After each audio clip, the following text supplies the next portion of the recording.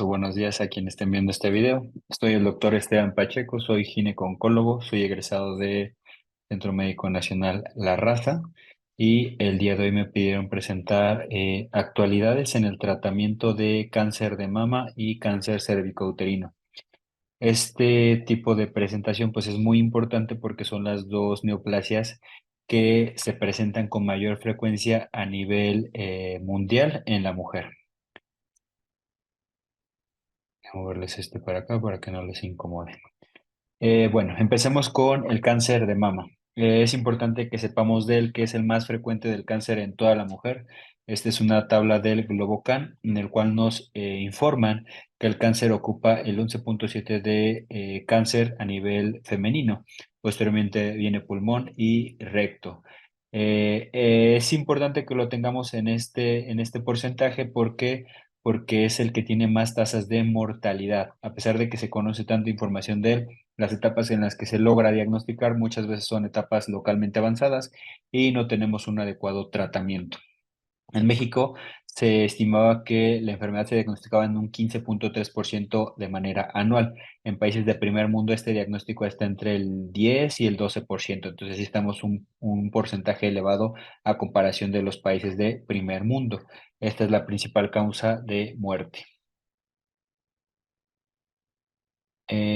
Importante en esto, pues, es saber también cuáles los signos o síntomas que nuestras pacientes pueden acudir con nosotros. Principalmente, pues, son el nódulo mamario, el hundimiento del pezón, el enrojecimiento, piel de naranja, red venosa, como se ve en esta imagen, el hundimiento que muchas veces se llega a presentar por la tensión de los ligamentos y la secreción a través del pezón. Pongo esta información porque las siguientes imágenes son un cuanto difíciles de ver, pero son imágenes de pacientes que me ha tocado tratar. En este caso se puede ver una paciente de 22 años, si no mal lo recuerdo, en la cual tenía un tumor que comprometía toda la mama. Ya después que nos dimos cuenta, pues este afortunadamente es un tumor filodes, tumor de comportamiento agresivo, más no que se comporte como un cáncer. Tiene tasas de crecimiento elevadas. Se operó y quedó con mama similar a esta. Pero estas dos sí, son diagnósticos de carcinoma. Esta ya es un T4 B, donde ya se ulcera completamente el tumor. A esto ya le llamamos coraza de dragón o coraza de cocodrilo, porque se llega a pasar a la otra mama. Son enfermedades localmente avanzadas.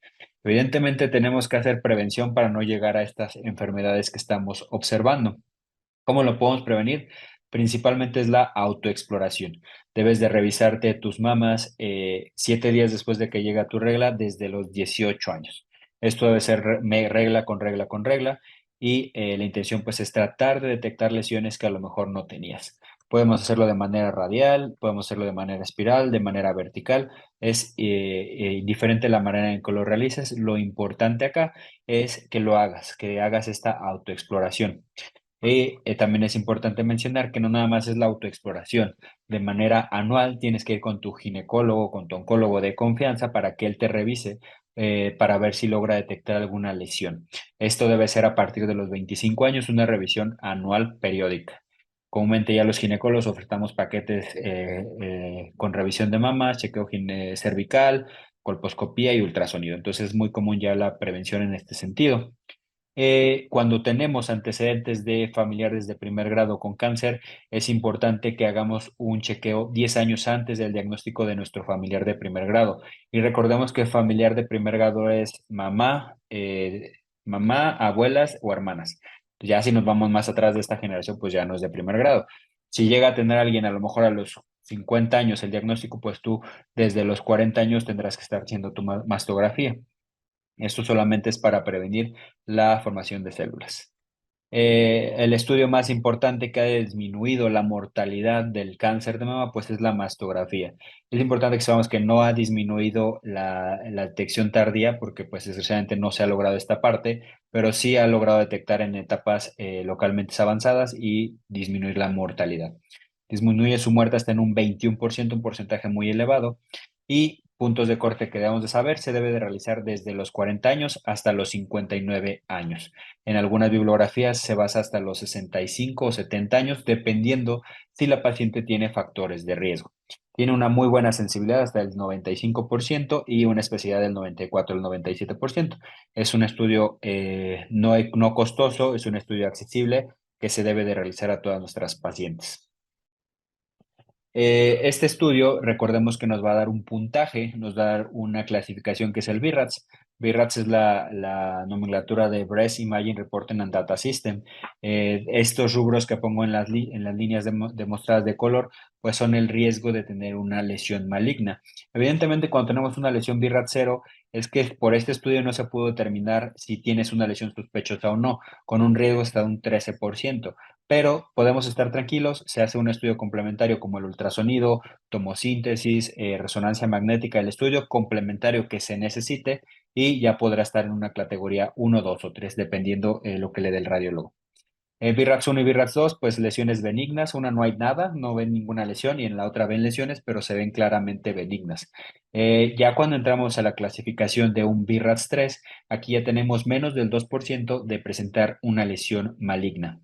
Este riesgo es muy bajo, pero de todos modos hay un riesgo, entonces a estas pacientes las vemos cada 6 meses durante 2 años, un total de 4 mastografías con la intención de que no haya un cambio. Si no hay un cambio en la quinta mastografía, este ya se hace un reviraje y se clasificaría como un BIRATS 2 y continúas con tu seguimiento anual o bianual.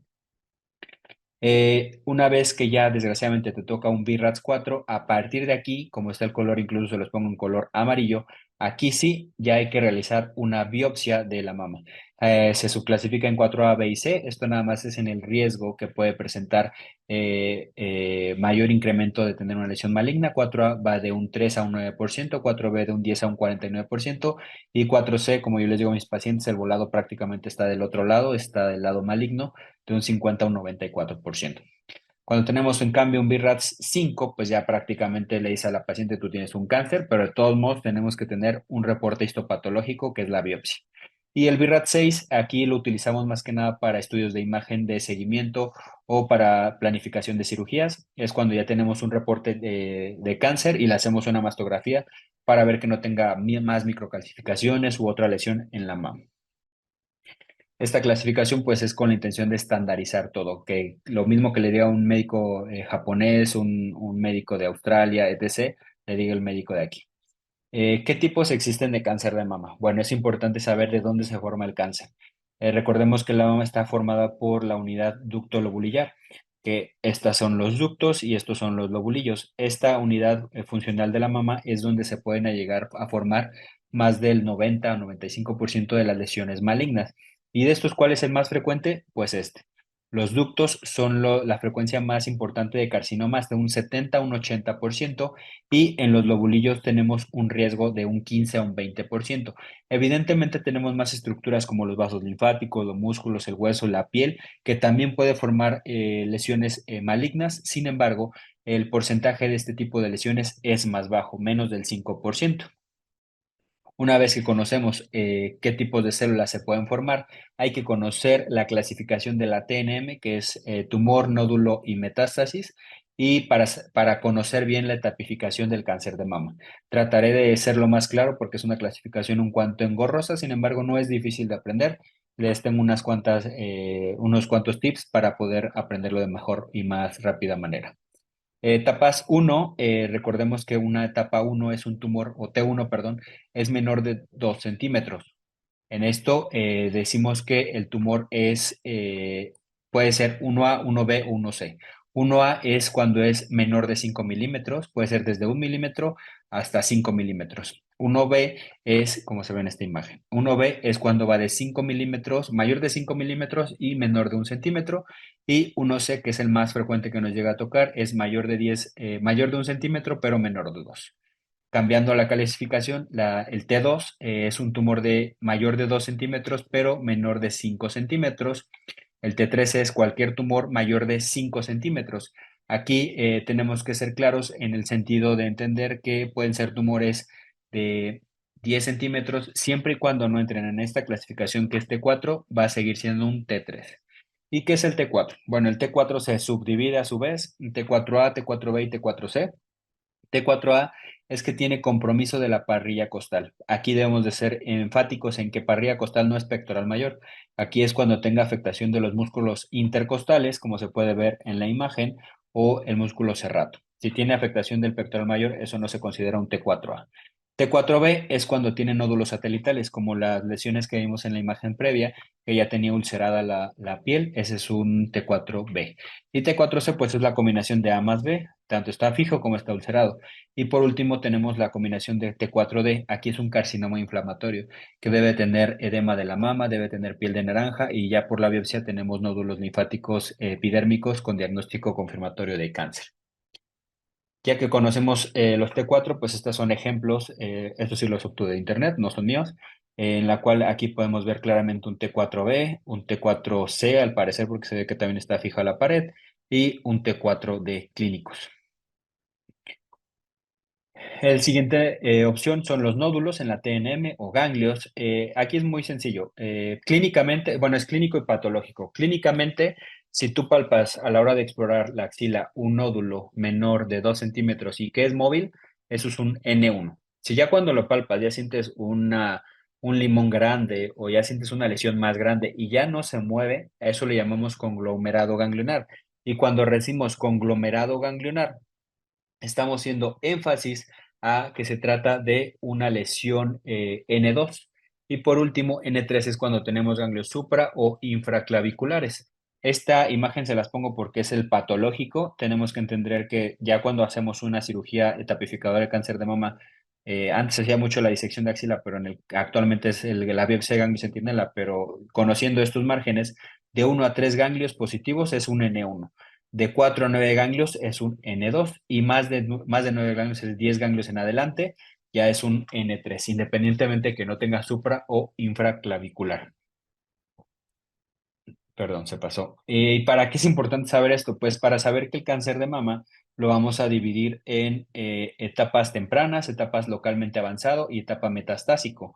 Las etapas tempranas las vamos a dejar hasta la etapa 2A, que es un T1N1, y las etapas localmente avanzadas es desde el 2A, pero de T2, recordando que T2 es un tumor mayor de 5 centímetros. Entonces, recordando, 2 segundos aquí, ya. Recordando, etapas tempranas, 1A es cuando tienes un T1, tumor menor de 2 centímetros, pero no tienes ganglios. Es un tumor solamente en la mama. 1B, igual, solamente está en la mama, pero la condicionante que aquí van a tener es que pueden tener ganglios de micrometástasis, es decir, menos de 200 células, como se ve en la imagen de acá. Nos ponen que en un ganglio encontraron de 0,2 a 2 milímetros de células malignas o menos de 200 células. Realmente esto es patológico porque clínicamente no palpamos eso. Estas etapas son quirúrgicas y posteriormente venimos a la etapa 2A. 2A, como les dije, se divide en etapa temprana hasta el T1N1 y etapa tardía a partir del T2N0. Etapa 2B es T2N1. Aquí la nomenclatura que me gusta hacerles o la mnemotecnia es muy sencilla. Esto, como les dije, tumor en la mama pero con micrometástasis y menor de 2 centímetros.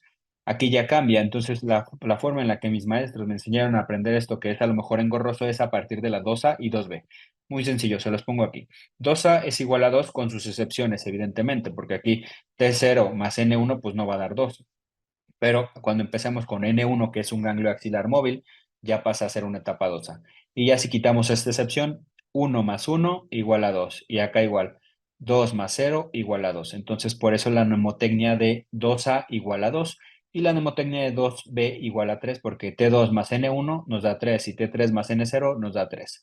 El resto de la tapificación es mucho más sencilla porque todo lo que sea N2, en su mayoría, va a ser una etapa 3A. Todo lo que sea un T4, todo lo que tenga las características que mencionamos anteriormente va a ser un 3B y cualquier tumor, pero que tenga supra o infraclavicular clínico, va a ser una etapa 3C. Y por último, pues la etapa metastásica simplemente es que haya metástasis en cualquier órgano. ¿Por qué es importante esto? Pues porque actualmente, bueno, este es el último que salió del 2015. sé que son hace algunos años, pero las estadísticas no han cambiado tanto en esta parte. El diagnóstico de cáncer de mama se diagnostica comúnmente en etapas localmente avanzadas, es decir, de la 2B o 2A T2N0 en adelante, hasta la 3C. Hasta en un 60% prácticamente. Etapas tempranas solamente se logra diagnosticar en un 30% y metastásicas afortunadamente en un 10%. Esto es importante porque evidentemente el pronóstico va a repercutir en este tipo de lesiones. Y otra cosa muy importante, la inmunohistoquímica. Siempre que tenemos el cáncer, yo les digo a mis pacientes, ya tenemos el nombre, sabemos que es el carcinoma ductal o carcinoma lobulillar. Ahora hay que conocer el apellido de nuestro cáncer. Dependiendo del apellido o de la inmunohistoquímica o perfil molecular, va a ser la agresividad del tumor. Tenemos dos nobles y dos no tan nobles. Tenemos que son luminal, está luminal A, luminal B, tenemos el basal-like o triple negativo y el HER2 puro. Esta clasificación es sumamente importante que la conozcan porque es la importancia pronóstica de la enfermedad. En el caso de tener luminal A, va a tener más de 20% de receptores de estrógenos, más de 20% de receptores de progestágenos, puede ser un grado histológico 1 o 2 y el Ki-67, que es un índice de crecimiento celular, debe estar bajo, menos al 20%. En luminal B tenemos dos opciones de luminal B. Puede ser que tenga menos del 20 grado 3, Ki-67 mayor del 20 y la otra opción es que pueda tener 100% de estrógenos, 100% de progestágenos, grado 2 a lo mejor si quieres, pero aquí tiene una excepción. Si tiene HER2 puro, pero tiene receptores hormonales muy altos, no es un HER, es un luminal B y el pronóstico evidentemente no es tan bueno porque tiene un marcador tumoral alto. El HER2 puro, no tenemos estrógenos, no tenemos progestágenos, solo tenemos el HER2 y el triple negativo, el que no queremos que no le dé a nadie en nuestra familia, el que nada más recibe quimioterapia porque no tienes estrógeno, no tienes progestágenos, solo tienes HER2 puro. Solo tienes ningún receptor, perdón. Esta diapositiva la pongo porque es importante que escuchen estos términos porque ahorita en unas diapositivas los vamos a estar mencionando. Neoadyuvante, adyuvante y paliativo. Neoadyuvante es cuando damos algún tratamiento, sea inmunológico, quimioterapia, radioterapia, antes del tratamiento principal. En este caso, comúnmente es la cirugía. No siempre lo va a hacer, pero en la mayor parte de los casos es la cirugía. Tratamiento adyuvante es después de un tratamiento radical, en este caso puede ser cirugía o radioterapia, puede ser la hormona, puede ser la quimio o puede ser comúnmente la radioterapia.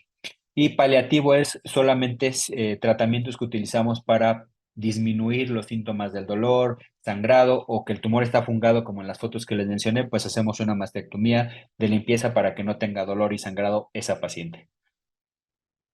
Ya que conocemos estos términos, ahora sí podemos entrar a las generalidades del tratamiento. Es muy importante que les diga, este tema es sumamente amplio, estoy tratando de resumirlo lo más posible, pero en general deben de conocer que hay tres pilares en el cáncer, en todos los cánceres, que es el pilar quirúrgico, el pilar médico, que es la quimio, hormono o inmuno, dependiendo de lo que el oncólogo médico proporcione, y el pilar de la radiooncología. Esos tres pilares juntos trabajamos para combatir el cáncer. En este caso, cuando hablamos propiamente del cáncer de mama, podemos hacer una generalidad de pensar que los tumores luminal A en etapas tempranas, es decir, tumores 2A máximo, el primer tratamiento que le podemos ofertar es la cirugía. Ya a diferencia, si tenemos un luminal B, un HER2 puro, un triple negativo, aunque sea un tumor de 2 centímetros, aquí lo mejor que se ofrece es esto, quimioterapia neoadyuvante. Como les dije, les voy a estar mencionando estos términos. Le damos primero quimioterapia a tu paciente para que el tumor desaparezca o se haga más pequeño, disminuyendo la micrometástasis y aumentando el riesgo de poder a favorecer la realización de una cirugía conservadora y favoreces el pronóstico de tu paciente.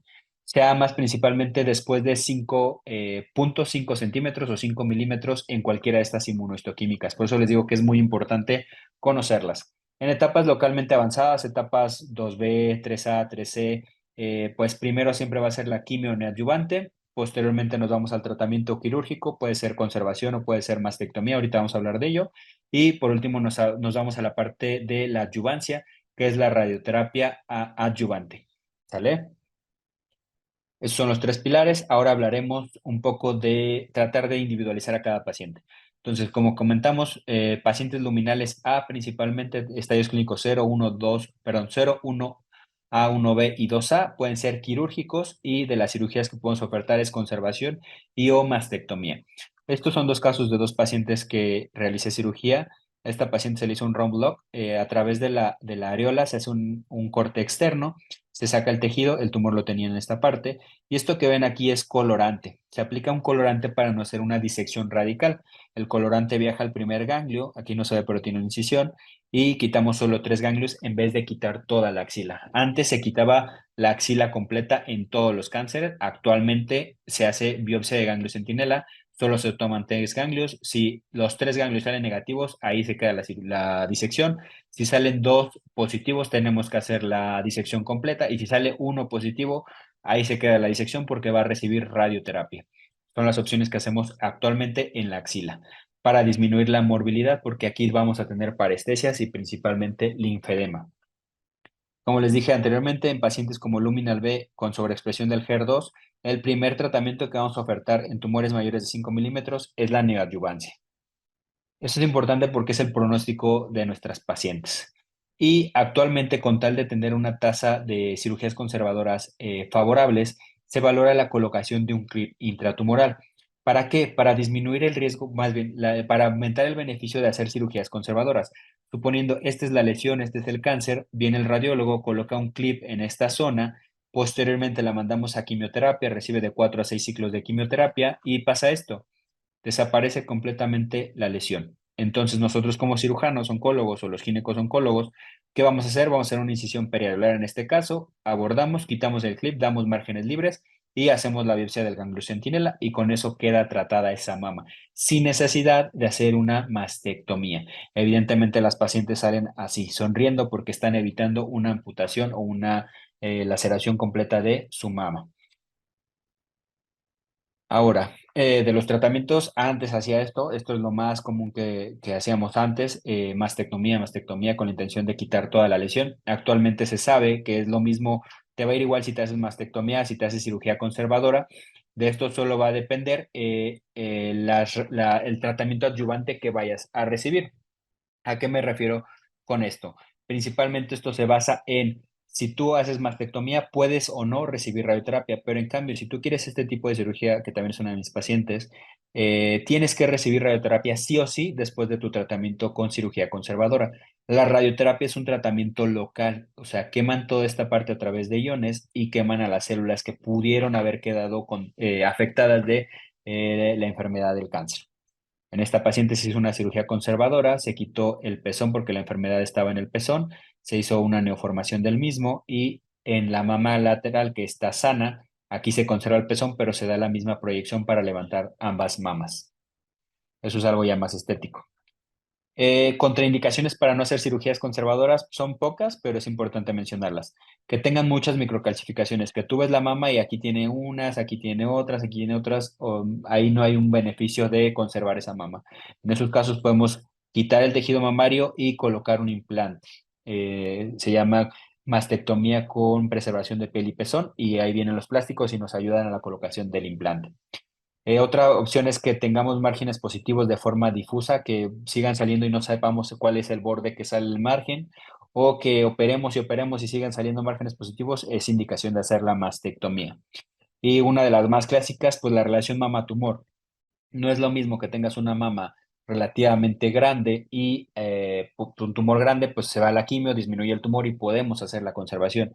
Pero si tú tienes una mama muy pequeña y el tumor, por mucho que desaparezca, no tenemos tejido de dónde moverlo para hacer una cirugía adecuada, pues no vale mucho porque es un resultado cosmético desfavorable. Y el más importante que sí debemos de mencionar es la imposibilidad de recibir radioterapia.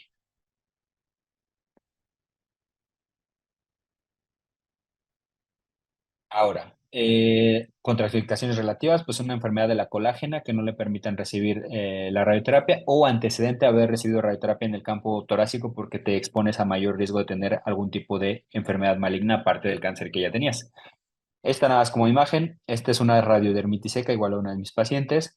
Se tuvo que operar porque esta es una cirugía con la intención paliativa, en el sentido de que el tumor ya estaba queriendo salirse, como en las primeras imágenes, a pesar de recibir quimio, neoadyuvante, RT, neoadyuvante, no tuvo respuesta, entonces ya lo único que nos queda es quitar la mama, para que este tumor no se fungue como las imágenes primarias que vimos. Este es el resultado final de la mastectomía.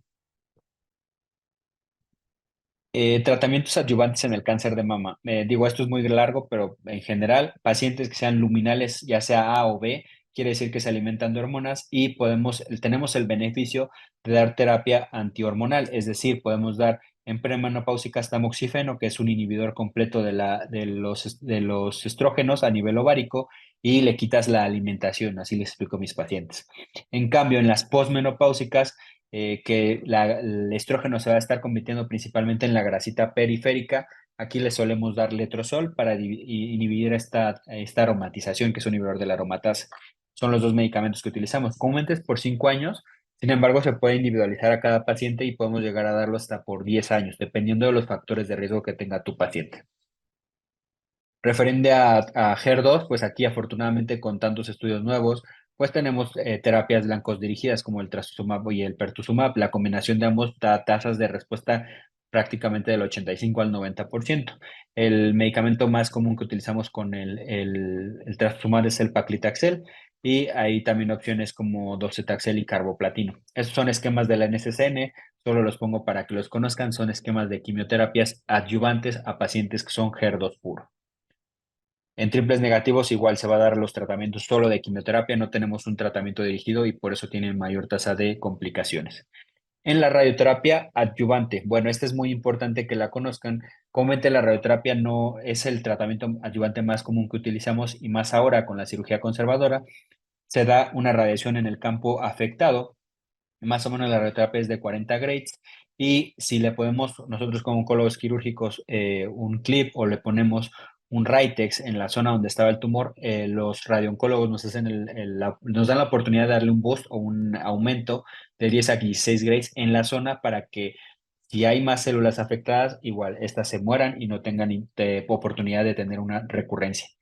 Importante los tiempos. Aquí sí es sumamente importante el tiempo de la adyuvancia de la radioterapia. Si nosotros operamos a nuestra paciente de cirugía conservadora y no recibió radioterapia, tiene 8 semanas máximo para recibir el primer ciclo de radioterapia. Si nosotros le dimos primero quimioterapia en neoadyuvante, disminuyó el tumor, la operamos, tenemos solamente un mes para darle la quimioterapia, la radioterapia. Y a diferencia, si nosotros operamos, le dimos quimio, aquí hasta tenemos hasta 7 meses. Digo, idealmente es un mes, pero hasta 7 meses.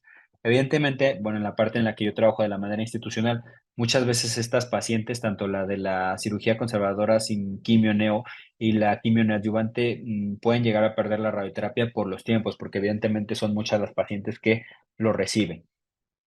Por último, ya para terminar esta parte, la primera parte, el seguimiento es por 5 años. Los primeros 2 años se debe ver más frecuentemente a las pacientes, se hace una exploración clínica, se hace mastografía de manera anual una vez que terminó el tratamiento completo, y si tiene algún síntoma específico de alguna lesión, por ejemplo, dolor de cabeza, hay que pedir tomografía. Por ejemplo, el mal pronóstico de los triple negativos es que tienden a hacer metástasis al sistema nervioso central. El HER2 tiende a afectar pulmón, por ejemplo, víscera. Entonces, igual, si tu paciente empieza con tos, con dificultad respiratoria, le tomas una placa y empieza con derrame, hay que ver que probablemente sea una recurrencia de la enfermedad. Si pasa estos 2 años, que el riesgo de recurrencia es el más alto, hasta un 60%, ya posteriormente, los siguientes 3 años, las citas van a ser cada 6 meses. ¿Por qué? Porque el riesgo ya baja, es prácticamente de un 10 a un 15%. Igual va a ser con estudios de seguimiento y exploración clínica. El pronóstico, pues como les dije, aquí sí es importante saber que hay dos opciones, tanto el pronóstico por etapa como por la inmunohistoquímica. Por etapa, pues las etapas tempranas, que sería lo ideal de detectarlas, tenemos un pronóstico hasta el 96% de supervivencia. En cambio, en etapas 2 baja hasta un 73%, etapas 3 puede disminuir más de la mitad del 50%, perdón, y en etapas metastásicas, pues el pronóstico es muy malo, menos del 13%, llegan a vivir 5 años. En la inmunohistoquímica, pues es importante. Los luminal, como les dije, es la familia más tranquila, luminal A, tienen tasas de pronóstico adecuadas hasta el 92%. Luminal B baja, más por la sobreexpresión, hasta un 65%. El HER2 puro es el que todavía tenemos relativamente un buen pronóstico, porque tenemos una terapia dirigida, hasta un 67%, y el triple negativo es el de peor pronóstico. Este les pongo que es a 4 años, a diferencia de todo lo demás que es a 5 años. Aquí en este estudio que se utilizó, se demostró que a este tiempo la enfermedad regresaba. Entonces es más importante tener un seguimiento estrecho con ellas. Hasta aquí traté de abordar todo lo que pude del tratamiento del cáncer de mama. Evidentemente, esto es en un campo muy grande. Vamos ahora a abordar el tratamiento de cáncer cérvico uterino. El cáncer cervicuterino es la cuarta neoplasia a nivel mundial con mayor frecuencia y es la cuarta causa de muerte a nivel mundial de mujeres. En México se estima actualmente que ocurre nuevos casos, 14,000 nuevos casos por cada año. Afortunadamente, este ha disminuido gracias a la prevención con el tamizaje del Papa Nicolau y la vacuna del COVID, del virus del papiloma humano, pues obviamente nos ha hecho otro aumento en disminuir la incidencia de esta enfermedad. ¿Por qué les digo esto? Pues porque hay que saber la fisiopato rápida de esta enfermedad. Esta enfermedad sí o sí es relacionado 100%, bueno, 96% con virus del papiloma humano. ¿Hay cáncer cervicuterino sin BPH? Sí, sí existe, pero el riesgo o la probabilidad de padecer esto es muy baja. Realmente no es tan común esto, es menos del 4%. Factores de riesgo. Pues bueno, la vida sexual es el factor de riesgo más importante. Si tu inicio de vida sexual es menor de los 18 años, si tuviste o tienes más de tres parejas sexuales, si has tenido infección de transmisión sexual como clamidia, gonorrea, sífilis, estos factores ya te dan riesgo de padecer, evidentemente, virus del papiloma humano y evidentemente un cáncer. Y el otro factor muy importante que quiero mencionar es la inmunosupresión. Cuando tú tienes una paciente con cualquiera de estos factores mencionados previamente, más la inmunosupresión, tiene un riesgo tan elevado de padecer un cáncer que tienes que estarla viendo prácticamente cada 6 meses. Evidentemente, si tienes un antecedente de una neoplasia o el estatus socioeconómico bajo. Esto no es tanto por el estatus, es por la prevención. Evidentemente, nosotros que tenemos la oportunidad de hacernos un tamizaje o una revisión anual, pues tenemos menos riesgo de progresión. En cambio, en las pacientes con estado socioeconómico bajo, pues difícilmente van a gastar lo del Papa Nicolau, prefieren gastar para su alimentación, por eso se pone como un factor de riesgo. Estos dos factores combinados, pues evidentemente nos van a dar un cáncer cérvico-uterino. Clasificación, al igual que en cáncer de mama, recordamos que mama son los ductos, aquí el más frecuente van a ser los epiteliales, principalmente el escamoso, podemos tener asociado a BPH y no asociado al BPH, este es el más frecuente. Tendremos que recordar que es más del 70 al 80% y tenemos los glandulares, que también es un porcentaje significativo del 20 al 25%, que son los adenocarcinomas, pueden ser asociados, carcinomas adenoescamosos. Tenemos mixtos, que es el perdón, el adenocarcinoma escamoso en la combinación de los dos y tenemos también tumores germinales. Esta la frecuencia es muy baja, menos del 1%, pero también llegan a existir. Ya que conocemos la histología que se puede presentar, es importante saber cómo lo vamos a diagnosticar. Afortunadamente, pues ya se han hecho más tamizajes de cáncer cervicouterino. Desde que se acuñó la citología, ha disminuido drásticamente esta enfermedad. ¿Por qué? Porque la citología es un estudio económico, es un estudio muy específico, más del 70%. A lo mejor no es tan sensible, pero tenemos una muy buena especificidad. Entonces, al ser tan solo una citología, tenemos una buena tasa de diagnósticos. Actualmente, pues ya los ginecólogos, que solemos hacer como paquetes, ¿no? Como les comentaba anteriormente. Haces paquetes de revisión de mamas, revisión de ultrasonográfica de tu útero y tus ovarios y haces tu citología y colposcopía. Si se dan cuenta, la colposcopía pues aumenta la sensibilidad hasta un 84% y una especificidad del 98%, con una certeza diagnóstica hasta del 89%. Y lo más actual que debemos de utilizar todos es el co-testing. ¿Qué es esto?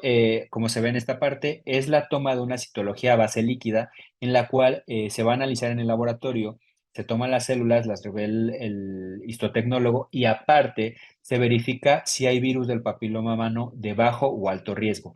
Al tener positivos los de alto riesgo, a lo mejor más una parte de una lesión intraepitelial cervical, ya te favorece a tener mayor riesgo de un carcinoma. Evidentemente es un estudio muy sensible con valor predictivo muy alto, más del 90%, y tiene una excelente especificidad. Este es el orden de la evolución de lo que hemos utilizado actualmente. Evidentemente esto es lo que más nos beneficia para un correcto diagnóstico. Ahora, al igual que el cáncer es importante, de mama, perdón, es importante saber en qué etapa se logra diagnosticar más a menudo el carcinoma cervical. El cáncer in situ se diagnostica en un 10,8%, luego etapas tempranas, que lo vamos a ver que es hasta un 9,3, hasta un 22,3%, hasta aquí es quirúrgica. Etapas tardías ya es un 38% y metastásico un 18%. Voy a tratar de explicarles de manera muy sencilla la etapificación del cáncer cervical. Este actualmente ya puede ser radiológico, clínico, antes nada era clínico. Actualmente es radiológico porque si tenemos una tomografía que demuestra ganglios, ya nos cambia la etapificación. Para que se lo aprendan, muy sencillo, la etapa 1A es cuando el tumor es microscópico. Yo así les digo a mis residentes o a mis internos. El tumor 1A1 es cuando el tumor mide menos de 3 milímetros en profundidad. La anterior clasificación abarcaba longitud y profundidad. Actualmente sabemos que lo más importante es la profundidad de la enfermedad. 1A2 sigue siendo microscópico, pero ahora va a ser menor de 5 milímetros. Posteriormente ya vamos a las etapas macroscópicas donde ya la vas a ver o ya vas a tener una visibilidad. La etapa 1B1, quirúrgica todavía, es cuando tienes mayor de 5 milímetros, pero menor de 2 centímetros. Es decir, tu tumor ya es visualmente. 1B2 igual es un tumor mayor de 2 centímetros, pero menor de 4, y 1B3 es un tumor mayor de 4 centímetros. Hasta aquí, y esto, el 1B3 está en juego si sí es quirúrgico o no, son etapas quirúrgicas y tienen tasas de cura elevadas si logramos hacer márgenes libres. Ahorita hablaremos de los tratamientos. La otra opción que es quirúrgica es el 2A1. ¿Qué es el 2A o qué es lo que deben de entender ustedes? Se refiere a que ya hay compromiso de la vagina, de los 2 tercios superiores. 2A1 es un tumor menor de 4 centímetros, pero que ya tiene afectación de vagina. Y 2A2 igual, un tumor mayor de 4 centímetros, pero con afectación vaginal. En la afectación 2B es cuando tú haces un tacto recto vaginal y tocas los parámetros, si están comprometidos, es una etapa 2B. Aquí ya desde el 2A2 y el 2B evidentemente ya no son quirúrgicas. Hay opciones de cura, sí, pero ya no por vía quirúrgica. Posteriormente nos vamos a la etapa 3A. 3A, en la anterior habíamos dicho que era los 2 tercios superior. Bueno, aquí ya se baja hasta el tercio inferior. Desde que haces el tacto vaginal ya palpas tumor. Esa es una etapa 3A. 3B, aquí tenemos unas estructuras, el homónimo del 2B, el 3B, se llaman parametrios. Por los parametrios discurren los ureteros, como se puede ver en esta parte. Cuando los parametrios se colapsan por tumor, más aparte llega la actividad tumoral hasta la pared pélvica ósea, a esto se le conoce como una etapa 3B. ¿Qué ocurre? Generas una hidronefrosis, un daño posrenal. ¿Por qué? Porque la orina va a estar formándose, pero no va a tener vía de salida. Va a estarse regresando, vas a generar una hidronefrosis y si no se deriva este riñón, puede llegar a perderse. Entonces, cuando veamos un tumor de cervix más una afectación renal que se demuestre que sea por esto, es una etapa 3B.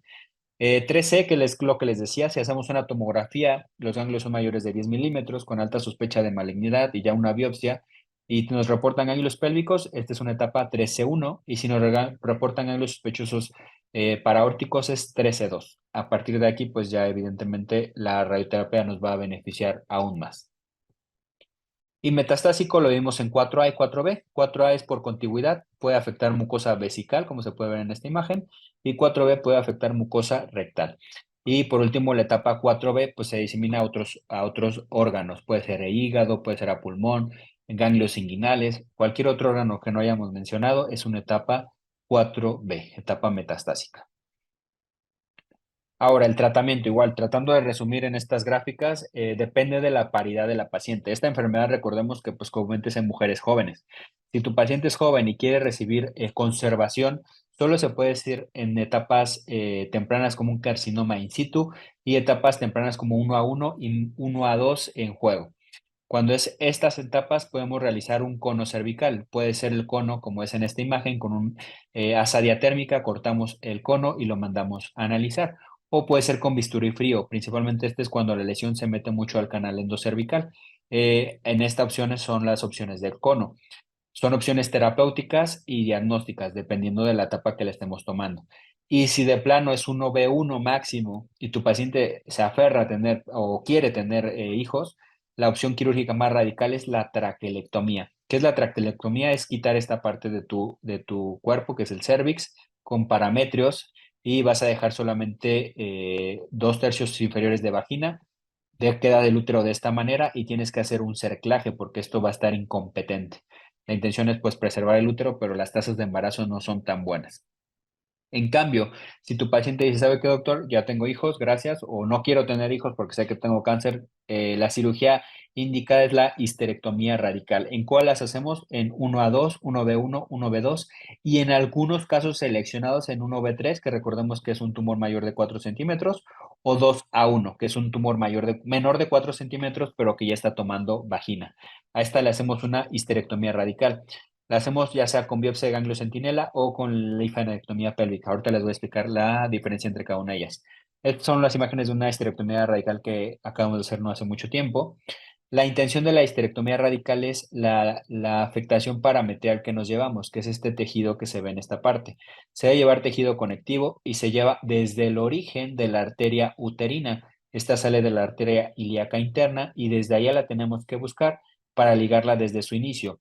Y también la parte de la radicalidad es tomar 2 centímetros de cuello vaginal. Este es el cervix, lo voy a marcar aquí con mi cursor. Y esto que está de aquí para acá es vagina. Son los 2 tercios, bueno, es un tercio superior que nos estamos llevando para garantizar que no hay enfermedad. Este es un carcinoma cervical 1B3 que operamos y dejamos márgenes libres afortunadamente. En el caso en que las etapas ya tardías, es decir, a partir del 2A, 2B en adelante o metastásicos, el tratamiento que tenemos con tasas de respuesta muy adecuados es la quimio-radioterapia concomitante. ¿Qué es esto? Dan quimio y dan radioterapia juntos. ¿Por qué? Porque se ha observado que la radioterapia por sí sola es el tratamiento en etapas avanzadas. Por sí sola te da tasas de cura hasta del 70%, pero cuando tú combinas con quimioterapia, tienes una tasa de cura hasta del 82 al 86%. Por eso es que se suele utilizar este tratamiento combinado. La radioterapia que llegamos a dar es de 40 a 50 grades en haz externo, o sea, se da por afuera, y la braquiterapia es meter un transductor a través de la vagina, donde está el cervix, se radia más directamente hasta un VOS de 30 a 40 grades. Esto lo que nos va a dar es una dosis total de 70 a 80 grades. Los tratamientos que solemos utilizar para sensibilizar o para dar la quimioterapia concomitante es el carboplatino con paclitaxel o topotecan. Lo más común es carbopacli. Son los medicamentos que solemos utilizar. Lo que les decía del ganglio, antes, igual que en la mama, pues lo que se hacía en cirugías radicales era linfadenectomías a todas. Actualmente se utiliza el ganglio centinela. Este es el espejo vaginal, este es el cervix, y aquí si alcanzan a ver está un colorante, es el azul patente. Se coloca 15 minutos antes de la cirugía y o el verde indiocenina. Idealmente se utilizan los dos radiomarcadores y tiene una sensibilidad elevada. Mandamos el ganglio analizado y si nos dicen que está negativo, ya no hacemos la linfadenectomía. Con esto disminuimos el riesgo de parestesias y del linfedema de miembros pélvicos. Incluso ya si llegamos a una etapa 1B1, la linfa pélvica puede ser linfa paraórtica está recomendada por la NCCN. Esto principalmente si tenemos positividad de los mismos. Por último, factores pronósticos, así como en el tratamiento adyuvancia de cáncer de mama, estos dos nombres los deben de tener cuando escuchen cáncer de cervix, Sedlis y Peters. Sedlis son criterios pronósticos postquirúrgicos de ambos, pero Sedlis son de bajo riesgo y Peters de alto. Sedlis nos dice si la permeación linfovascular está positiva y tenemos invasión profunda del tercio profundo y cualquier tamaño sí o sí tiene riesgo de recurrencia mayor al 30% y en estos casos tenemos que dar radioterapia adyuvante. Si no tiene ninguno de estos criterios, por ejemplo, la inflamación linfovascular no tiene, pero el tamaño de la invasión puede ser profunda o intermedia, pero el tumor es mayor de 4 centímetros, es decir, un OV3, ya tan solo por ser un OV3, le conviene recibir radioterapia para disminuir el riesgo de recurrencia. En cambio, en los criterios de Peters, el riesgo aumenta hasta un 40%, aumenta un 10% más y el riesgo de muerte evidentemente es mayor. Aquí lo que nos va a decir la pieza de patología es si los márgenes vaginales salen positivos, es un criterio. Con uno de estos ya entra, ¿eh? Ganglios pélvicos positivos, es decir, pélvicos o paraórticos positivos, va a quimio y radio concomitante o afectación del parámetro. La intención es que no regrese la enfermedad para que no haya una tasa de mortalidad.